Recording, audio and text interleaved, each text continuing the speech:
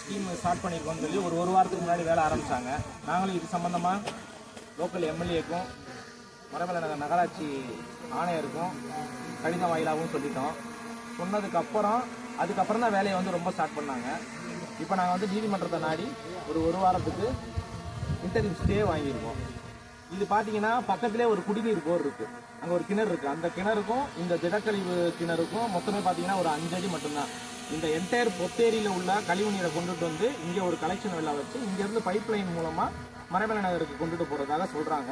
இது வந்து முற்றிலும் எங்களுடைய அபோட் வேலி மக்களோட ஆரோக்கியத்தை பாதிக்கக்கூடிய ஒரு திட்டம். இது சம்மந்தமாக நாங்கள் கவுன்சிலர்ட்டையும் பேசிட்டோம், சட்டமன்ற உறுப்பினர்கிட்டையும் பேசிட்டோம், ஆணையாளரையும் பார்த்துட்டோம். ஆனால் அவங்க எந்த நடவடிக்கையும் எடுக்கிற மாதிரி தெரியல.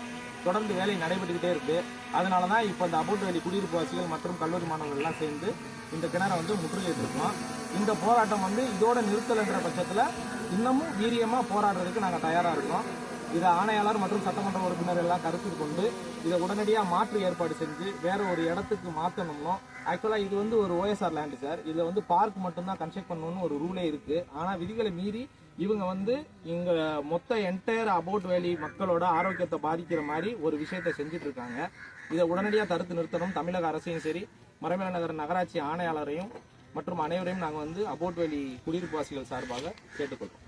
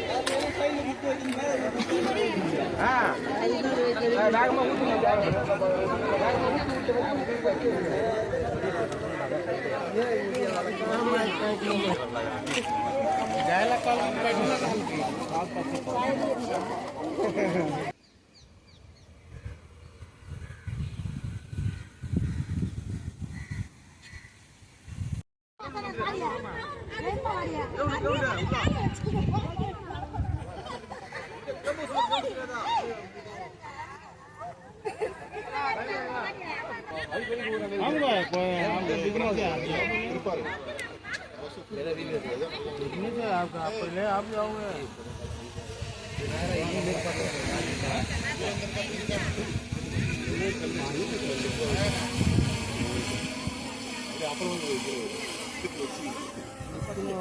மேலே போராட்டம் பண்றோம்பா.